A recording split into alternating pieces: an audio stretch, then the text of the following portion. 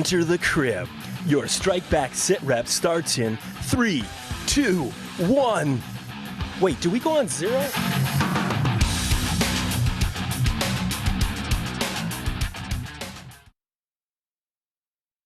Welcome back, Memers. We are very excited with today's guest. We've been waiting all season to talk to our baddie of the season because we've loved her in so many different places, especially Banshee. And it was very exciting when we saw her face pop up in the previews for this season. So welcome to the podcast, Ivana Milicevic. Hello, ladies. So good to be here. It is so good to have you. And yes, so excited. Banshee, the 100, just like, oh my God, such a fan. Might have a little bit of a girl crush, you know, exciting. It's not even Wednesday. So I'm interested, did you know about Strike Back before you got cast? I mean, I knew it existed because I was on Cinemax. Right. And that was still when it was Sully and Philip Winchester, exactly. Both gentlemen. I knew about it from then. And then I knew that they were recasting because I remember one of the executives from Cinemax at the time kind of feeling around if I would do it, but I would have had to not do it with SAG. And I had just finished Banshee and I was like, no. Oh, my son is awake. So I knew about the new cast as well. We're used to this being Kelsey's kid.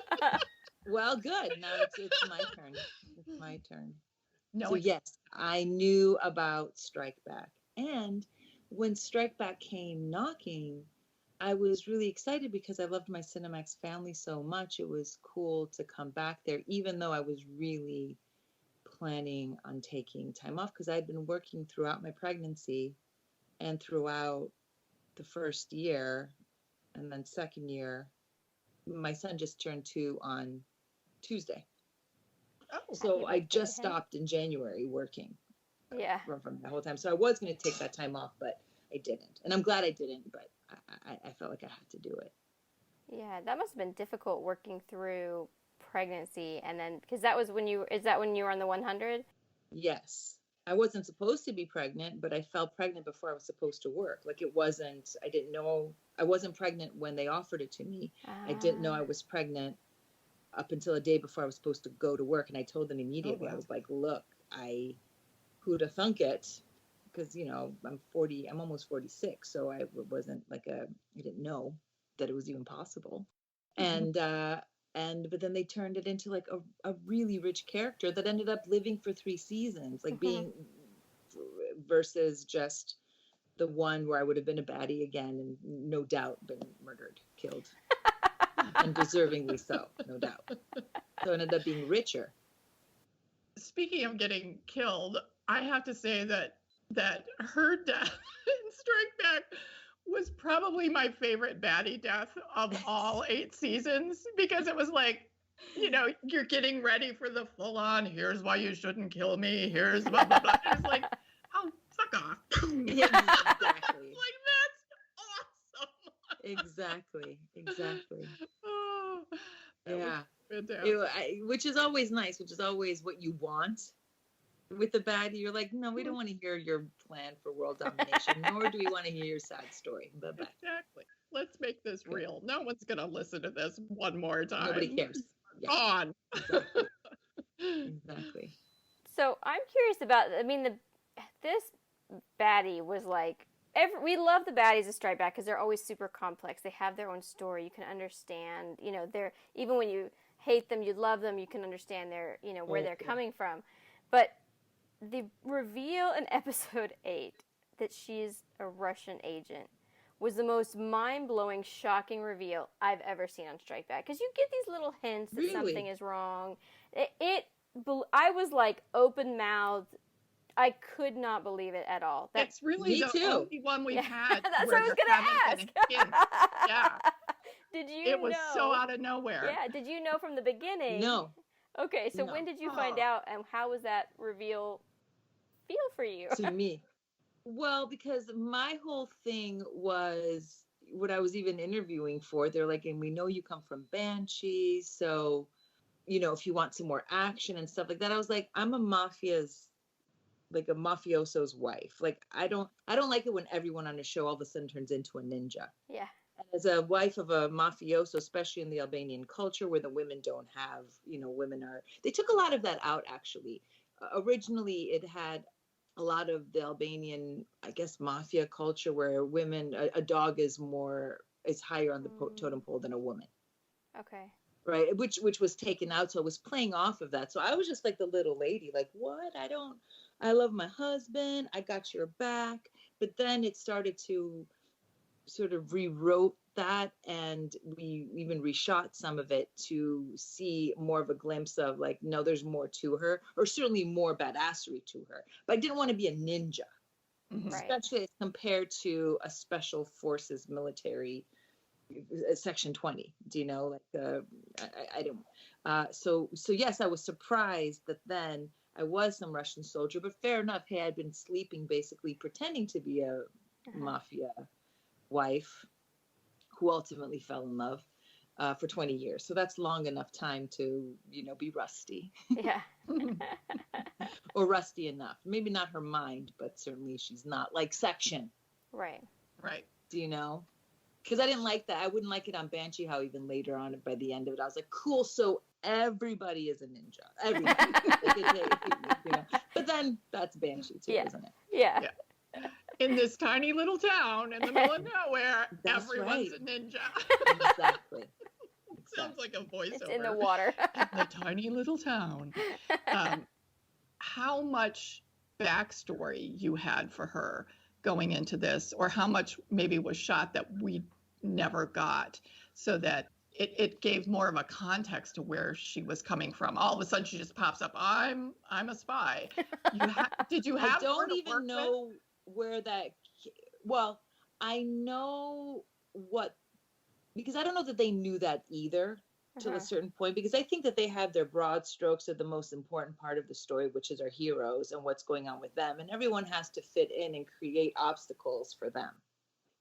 It ended up, which they also cut out. And again, I think you would have maybe felt more sorry for Ariana if they kept this other stuff in. But there's a mention when she's with the general at the ballet where I talk about, they've cut this out, where I say, you said that you would, if I do this 20-year, this Albanian thing, that you're going to tell me who my parents are. And I don't remember what he said, but some kind of a mean thing that's like, who's your mother? Russia's your mother. That's what's up. And so it's like this girl has been wanting family, wanting something to be a part of her whole life. People, not just freaking. Yeah. Mm-hmm. Not just a country. Not just a country. So they even show, there was even shot of a young Ariana in the woods training with that general when he was younger. And she, was like trying her best. And he was like, you're not that good. You're not that good. You're going to go do this kind of a thing. But, maybe one day you'll be better. So it's like, she's just had nothing but bad luck. And I got the idea that she was taken from her family or maybe abandoned. I don't remember now. But there is a backstory about her Russian soldier roots. So, and she does say with Verada when she's interviewing Chetri, that when she's like, oh, I don't know if you're close to your parents, I was like, no, I was brought up by the state. So it's like little bits that were left over, but there was more to that. Yeah. And because I was lame, I got sent to Albania and married off to be part of this like tiny sort of insignificant crime family in the scheme of crime families, because I wasn't awesome. Like Katrina, I guess. Yeah.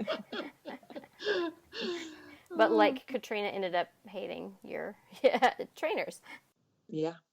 I was kind of hoping that they'd end up together, like, because I didn't read everything in the last episode, so I could watch it and not always know everything. I didn't know what happened with them. I was like, you wanted a Katrina? I was like hoping. Well, no. Oh, that's I interesting wanted twist. Coltrane. Yeah, I know. Who doesn't? Kind of like Yeah. right. Oh, he's so lovely, that Jamie. Yeah. Go on. Yeah. Yeah, he's been maybe at the beginning the most awkward interview, because I've been such a fan of his since Battlestar, and I was, significantly younger and a little more, fangirly. And when he like popped up on the screen, I was like, oh, I can't make eye contact. So that was, but So he is sweet. lovely. So I wanted to ask you actually what you're talking about. We had a fan, she's a huge fan of yours, goes by Uber. She asked a fan question for you. So she said, up until episode 8, we're led to believe that DeMachi's motivations were strictly about her family. Of course, we find out there's a whole other side to her. But from your perspective, was she undercover so long that she kind of started to believe the story herself, that she wasn't about family? My through line throughout the thing, and if you notice, I kept wearing my wedding ring throughout the story. I was like, fake, not fake, whatever. I loved my husband. I needed something that was real and that became real. So I do think that was an honest thing. So then when she didn't have him, she's like, okay, well then, it's all for naught anyway.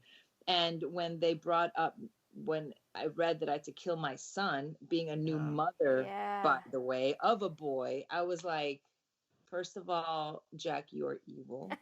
Second of all I could do, and I don't even think my performance is very good in that episode. All I could do was do this kill him because somebody else was going to kill him worse. Like, for sure, which is awful because any mother's going to be like, no, we're going to run away to Switzerland and it's going to be fine. And that's what we're going to do. They did not write that for me. So I had to kill him. And I realized that part of what Ariana was looking for her whole life was some agency. She got sold basically into a military life in Russia. Then she got basically married off into a family that was a weak family out of the families, and then she had no power, no control whatsoever. And she was like, enough. Like she needed some kind of, and in the end, she tell me I'm right here, right? She screwed over Russia anyway, right? Yeah. Mm-hmm. Yeah. So she just was like, look, let me breathe a minute. Yeah. I guess she got a minute in the villa. Yeah, she absolutely. I think she was like, yeah, let's have some power in this family life. Yeah. I support my husband. I think she loved that man. Okay. I think that's better than like, no, I was all fake. Yeah. No, I believe it. Yeah. And also when I met Goran, we were like, we just had like so much chemistry and so much fun doing it. We were like, oh, we do this for 5, 6, 7 episodes. This is like really like a fun dynamic.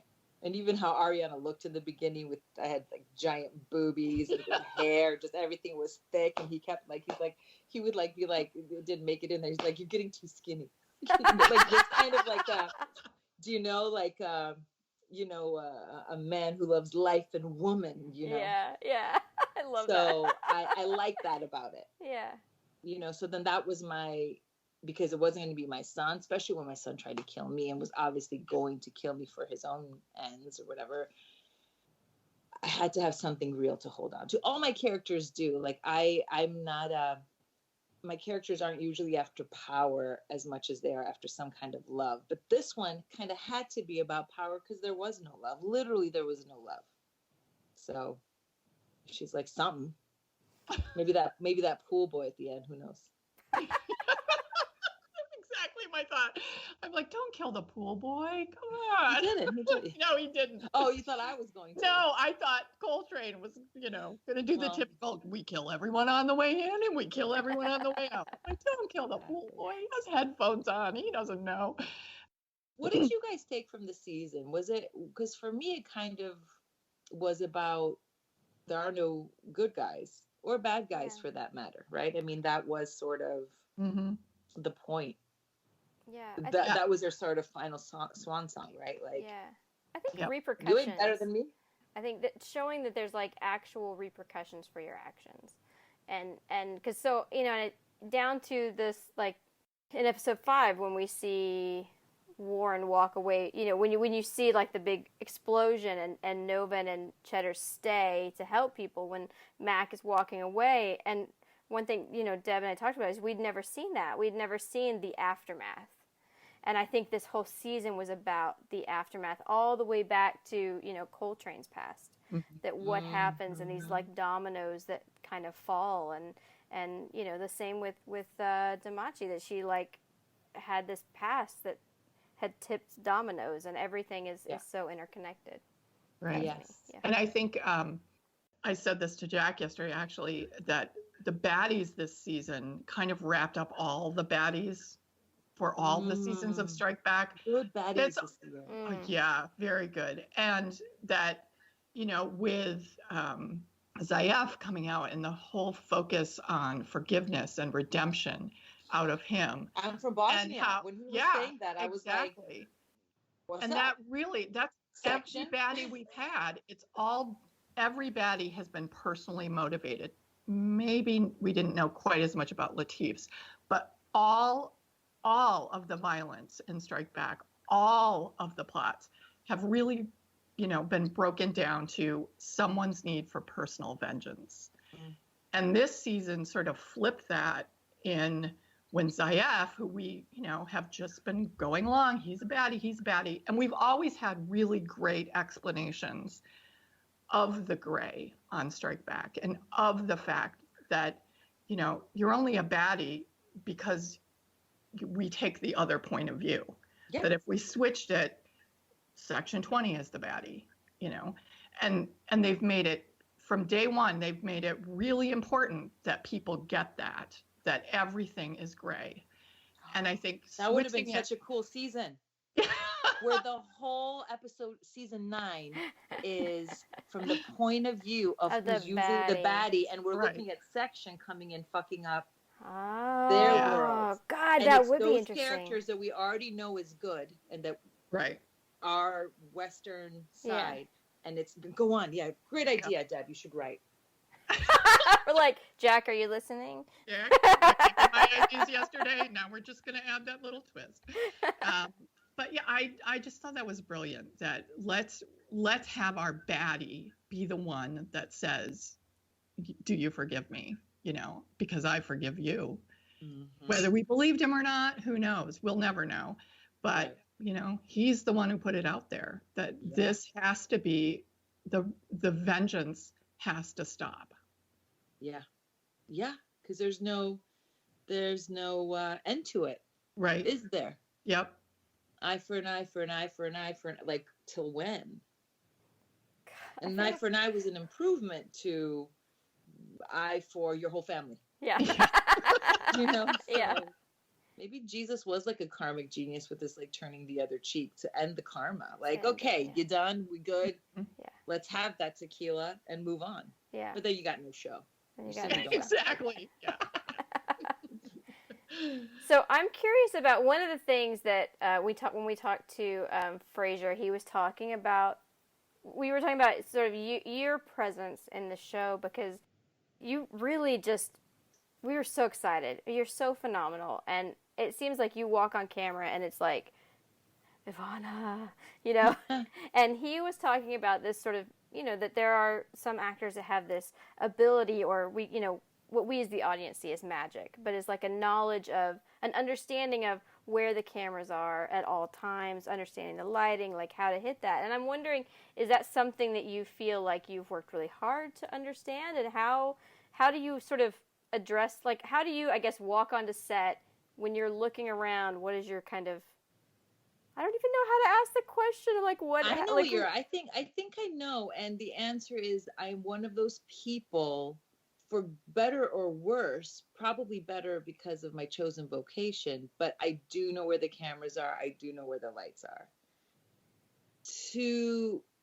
I started off as a model when I was a teenager, so you just learn that stuff early. Strike Back isn't a show that's like dying to make everyone, and listen, everyone's beautiful, but it's not a beauty show. It's not like a glossy network, everything's blown out show is what I mean, right? So I knew that things were going to be like dirty and awesome, but I do tend to know where the camera and the lights are on my face as much as possible. Thank you. But also they they try to do you favors as well as much as possible, get you some light in the eyes. And, that's the magic of the whole shebang, the whole crew, of how they make it seem like we're magic when there is no magic without the whole thing. Yeah. But I did learn that at a young age. I don't think I've worried about it as much I worry about it more on those shows where they're trying to make things glossier in that way. With this, I didn't worry about it as much because I just kind of wanted to be like not self-conscious in that way, because it can be very self-conscious. If you're hired to be pretty, you're way more self-conscious than if you're hired to just kind of. My favorite way to act, to bring up Banshee, is the times where I was most bloody and whatever, because I'm like, okay, great. Now I'm not trying to like find and act through that. I'm like, look at me, I'm broken. That's my favorite. Yeah. I think most actors would say that. I'm curious when you say that, because to me, I think about, does it sometimes, I don't know, feel like in those moments when you are gritty and bloody and whatever, you get to actually, you show the phenomenal actor you are, as opposed to having people sort of like, oh, look how pretty she is in this. Or not pretty, by the way. Like, look how pretty or not pretty or whatever, older. I don't know what people have said, but I know what people have said in the past. It's the world and fans and not fans will comment on so much of your appearance, which I get it. It's part of the job. It is what it is. But as a performer, right, to not have to worry about that, because it goes both ways. On my good days where everything is gelling, when I'm like feeling particularly pretty or something, it's great to be able to use that to my advantage. I also like to not have to worry about that, and just, I'm a better actor the uglier and sort of grittier and dirtier and bloodier and more broken down I am, I think. Now, there might be other beauties that they're like, no, I'm a freaking phenomenal actor, no matter how gorgeous I look, and kudos to them. I think I get a little self-conscious when I know I'm supposed to be. It's not the same. It's not the same. And I'm hoping that as I get older, and if I get, continue to work, that as, there's hotter, younger girls out there, I don't have to be that one. Right. And I can just kind of settle into womanhood, and I'm delighted for the younger ones to come up and be that. It was fun. Like, I enjoyed that. And I'm not saying I'm some old hag here. I'm just saying I get that we all have birthdays, God willing, every year. Yeah. And I'm hoping that as I get older, I can just kind of like get into all the sassiness, because I always felt like I was more of a character actor, really. Okay.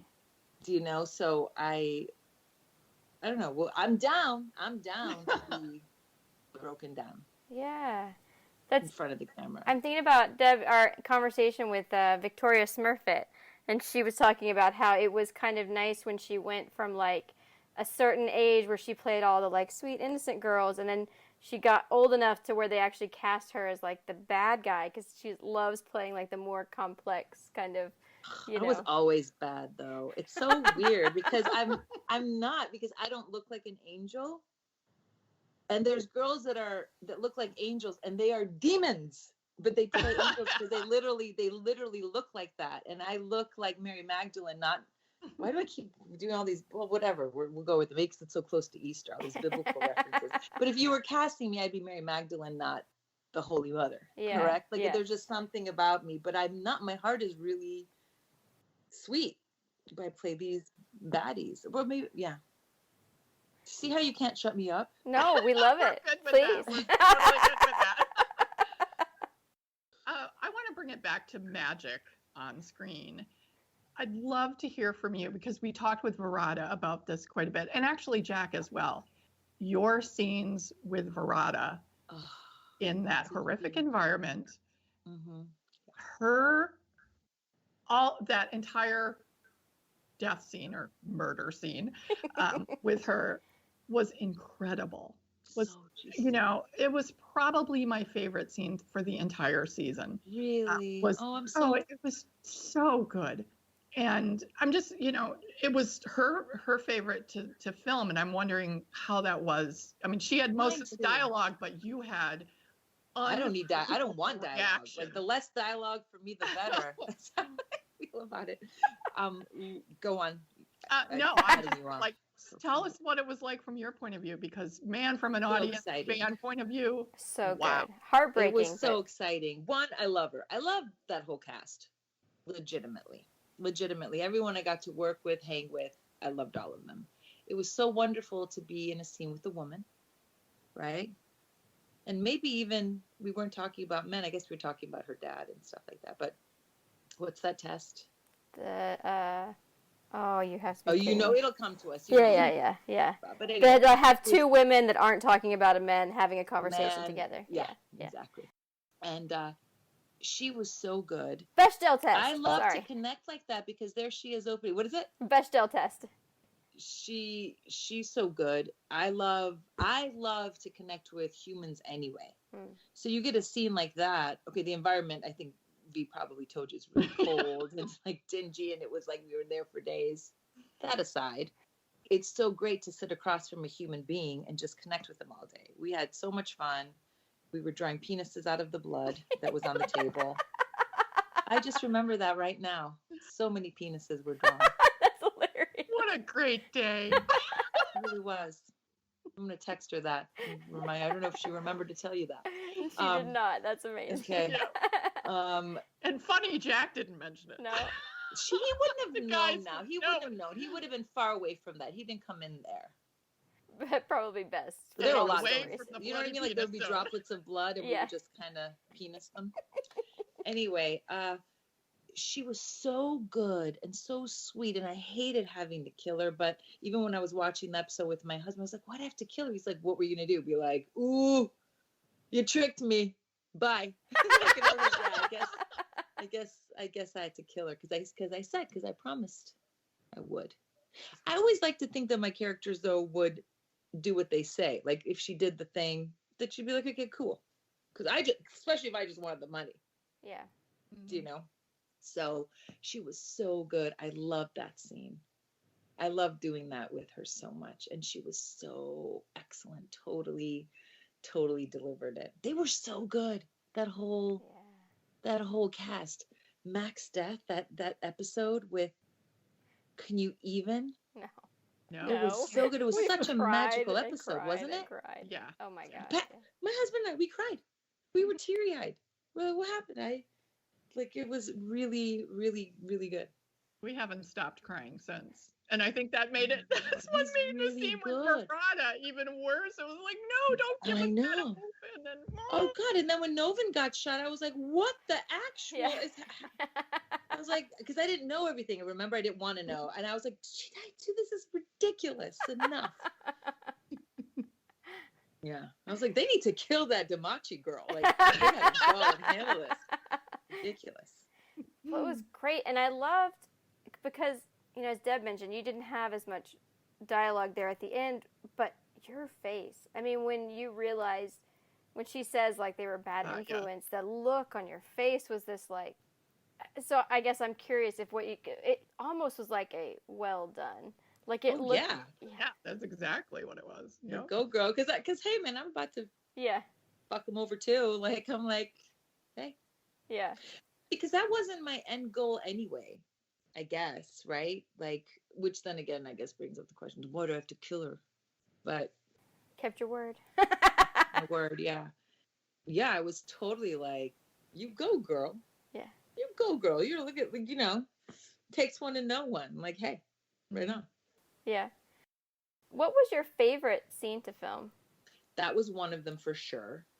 I loved the scene with Goran when we were at the party and we were trying to, and I was like, what do you mean we're in debt? And, and he was just like, I love my wife.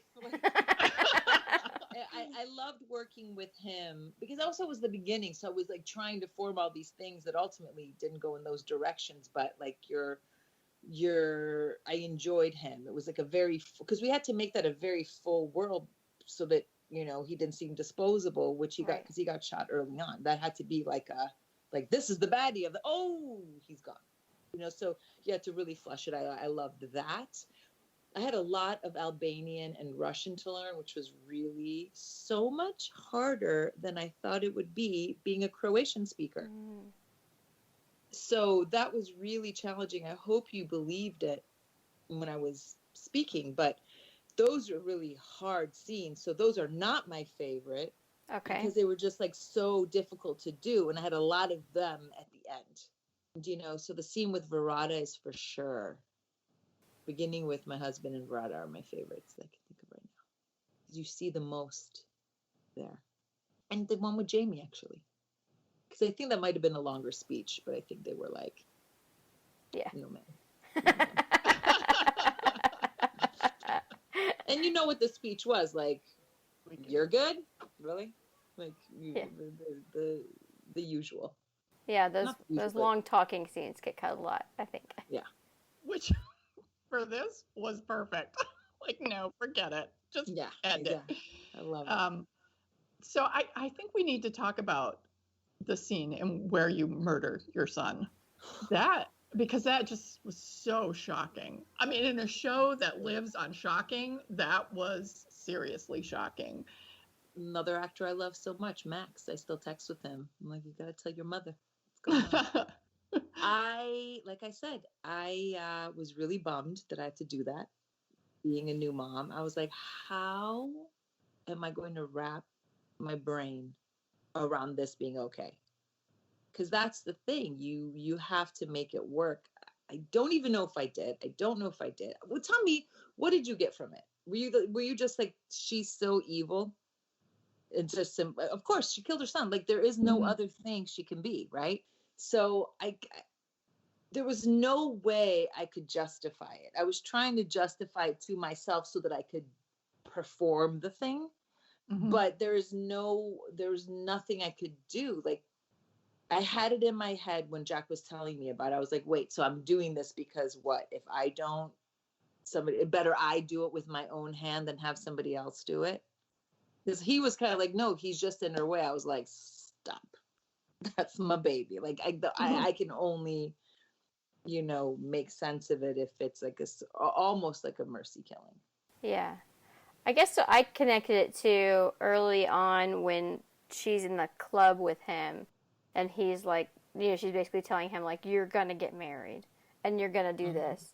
And I was like, well, I guess she really did. It was all about power is what, is because we don't hear the inner monologue. Right. Well, at the time I was shooting that scene, I was like, your father and I need you to do this. And I'm all about, remember, at first that was my thing. Like, right. I am the woman behind the man. I'm a kingmaker up in here. Yeah. Right. But okay. Right. So then like, she's just pure evil. There's nowhere to go from there. But anyway, that's what I did with it. Yeah. To answer your question, I was just like, this is a mercy killing because you're going to get flayed, tortured to death. Also, do I have to seriously now be looking over my back because you're going to kill me? Like this? No, but not because of pure power. I mean, I couldn't play it like that. But again, I never, as Ivana, I don't understand how to connect to just wanting power because I don't want power. All I ever want is love and cuddles. So like, I don't know how to make characters do that. Even if they want power, it has to be to get love. Right. Or something. It always has to. Maybe that's what everybody wants though, right? Mm-hmm. Ultimately, if you break it down to it. Mm-hmm. So, yeah. Which now, knowing what we know about her backstory, that she's basically just needs to know who her family is, who her real family is, that it makes even more sense now that right. was her. She was so committed to finding that out that she was willing to do something so horrific. Yeah. And to somebody who was going to kill her. And it probably felt like I finally found my family and then one died and then one was going to shoot me. So yeah. Well, and that's where I realized I was like, she wanted some agency because again, they, from the beginning were like, you're less than a dog. And even he says it, he's like, what, you're a widow. What are you? And I'm like, I'm so tired of literally having no power at all. And in a way, then when my look started to sort of change as well, like all that Melania-ness was from my husband. That's what he liked. Mm-hmm. Do you know? Like it was, everything was, nothing that Ariana ever got to do was for her. Right. Ever. And she's like, you know, I'm going to Mexico. With my 400 million. Yeah.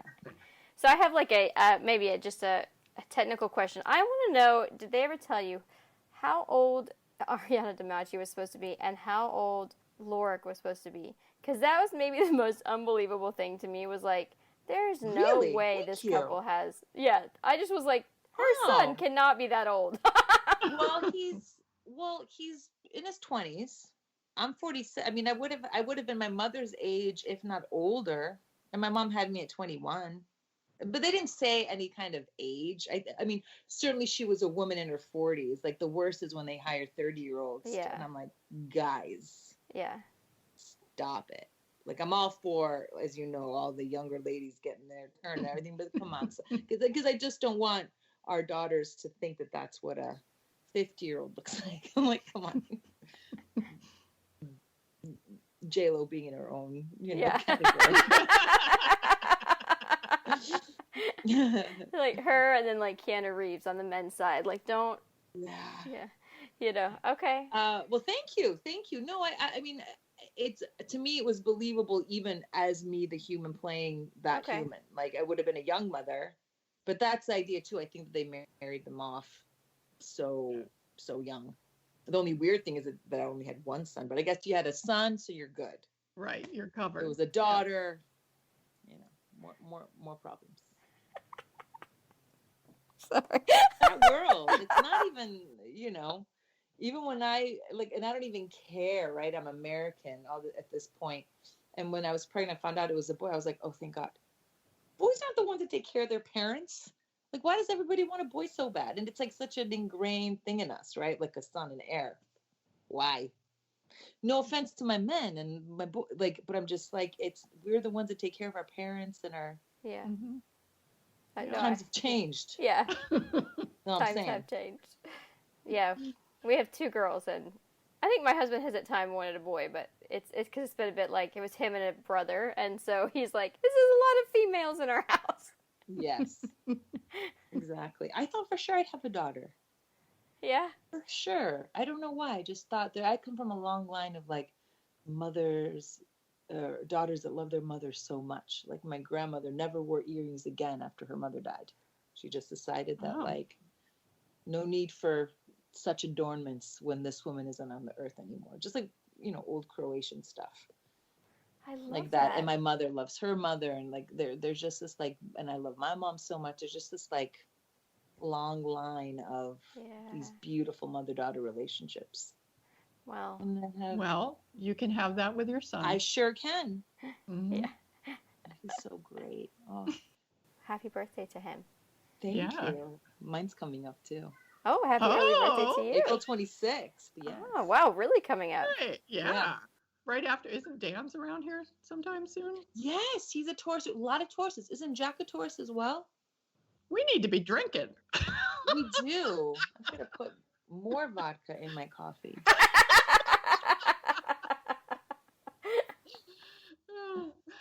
I'm just curious if there's anything that you were maybe hoping to do with this character that never came about. Well, not besides the fact that I thought I was going in one direction, but not like I had some story planned out of like, this is what should happen. I just had this idea, and it's always dangerous when you have an idea because you have to live. Mm-hmm. You have to show up and live as a character, right? And take those twists and turns. I just was really loving this idea of being like this little woman behind the man, because I play so many badasses and bad guys that I wanted to be like, you go, honey. It's so anti today. Yeah. But it's a choice.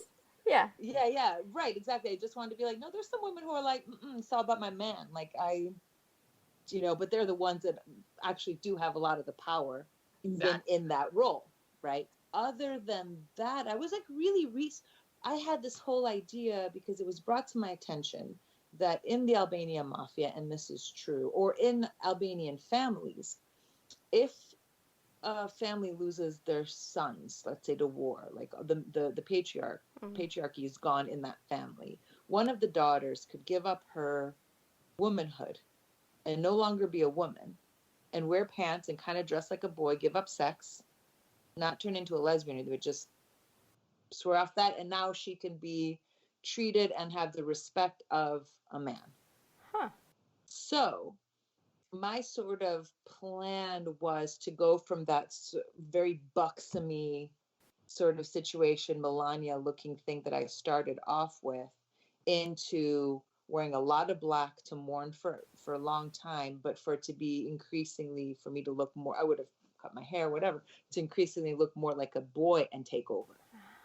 Ah, But okay. the story wasn't that fully about the Albanian mafia, because Right. so many things, it went from bioweapon to the drive, the Imperia. biotech or the tech weapon to, Gun so running. it wasn't and guns. And again, it went back around to the Albania, the Eastern European or the Balkan roots to terror or whatever, but it wasn't so much about Albanian crime family, right? There wasn't enough space for you to even have maybe noticed that, because it's not the DeMachi show. Right. Not that there shouldn't be a spin-off. I'm not saying, there are no DeMachis left. Never mind. A prequel. The like zombie Albanian mafia. Yeah. Exactly. You know what? Zombie season in mind. People do love a zombie. Yeah. They do love a zombie. Exactly. But that's what where I was going to go was like that, like go more, like turn into a man, basically. That's How so And I don't interesting. know that how you have much of this modern Albania that's true even anymore, but it was, and I'm sure it is in more villagey, rural places, but that's where I was. But I wasn't heartbroken because I couldn't do it either. I was just like, that's because you have to go with something. This is the information I had, so I tried to build on that. Cut to, I'm a sleeper Russian agent, so I think that Jack is such a great writer, but the surprise scripts is definitely like a running theme. Exactly. I had another interview, and Alec Newman. Yeah. Yes. From yes. I read something where he was talking about the same thing. I did a pilot with him. Yeah. He was saying the same thing. I guess he didn't know either what was going to happen. Yeah. Yeah. Sometimes I think Jack doesn't know. I'm glad if you enjoyed the season, because I know that my job is to provide obstacles for the team and our heroes while giving a flushed out character, as much as possible. So I hope that you enjoyed it, because I know you guys are big super fans. We loved it. Of Strike Back. Yeah, good. Yeah, I think it was one of the best seasons ever. It was phenomenal. So went out on a high. Oh, good. Well, we appreciate you spending so much time chatting with us, and we always end with the same question. Yes. And that is, Deb got this actually from Philip Winchester, who was way back when, who's talked about Strike Back is its own thing. It's long. You go through, kind of slog through the shit together for 6 months, but everyone tends to look back on it with rose-colored glasses. And so what he likes to know, and what we always end on now, is your highs and lows for the season. Lows. You mean within the season or with my life doing it? Either. Yeah. People talk about both. So yeah, it's okay. With Dan, it always seems to boil down to toilets. But... Malaysia was bad. Yeah. Well, personally, it was the low for me was probably because this was the first time I was working with Phoenix had just turned 1 when I started. And, it's not like I worked that many days, but my husband had to be in Ireland a lot. We had to be in Zagreb a lot. And then I was traveling in between, which meant that as an actor, usually like with Banshee, I hole up into a character and into a world, and I'd be hanging out with the cast more, and just like really, and for sure my performance could have even been better if I was able to do that, which I couldn't. I had to be a mom as well. Yeah. And even though Croatia and Dublin are right there in Europe, and it is technically a 3-hour flight, they were awful days for our family of when our direct flights, and when there weren't direct flights, it takes you as long as it takes to get to Europe. Oh God. From America, right? So it was like so that took up a lot of my time. So that's a bummer for me. That's the low point, that I didn't get to, because I was a new mom. I was still figuring it out, how to juggle it all. So I definitely think my work, from my point of view, suffered, because like even when I had to learn the Russian, that means even when I wasn't working, I was working. So I do it when he was napping, or Right. like, he had a nanny, of course, but I'm not trying to give him to the nanny. So that was my low point. The high point, one of the high points, is the fact that I was in Croatia, that I got to go home and work there, and that it was Cinemax, because they really gave me my biggest break, a character that I can't believe I got to play with my Banshee character, Carrie Hopewell. And the highlight was the fact that this cast was so gracious and kind and generous. So that was a beautiful thing. Everyone isn't always like, and they are and were ladies and gentlemen. So from the guest stars like me to our main cast. So that was beautiful. Other than that, I don't have like little details. Sure, I was cold, but after Banshee, also I didn't have the bad, like they go to war. Okay, they don't go to war because war is war, but they go to boot camp. Yeah. When they go to set every day. Like it is hot, it is muggy, it is sticky. They are wearing pounds and pounds of gear. They're shiny. It's intense, smoky, cold, hot, all the things. So I didn't have as much of that to deal with. Like I did Banshee. I'd have Crimea River for Banshee now. It's also hot, hard, all that. I didn't have the big fights in the hot heat and whatever. So the cold time, the couple of days I was cold or hot doesn't compare. I can't say that those are the low points. Okay. And you know how girls are. We just don't drink water, so then we don't need bathrooms. Yeah, right? That's exactly right. We have too many, we're all, So I'm glad Dan was hydrated.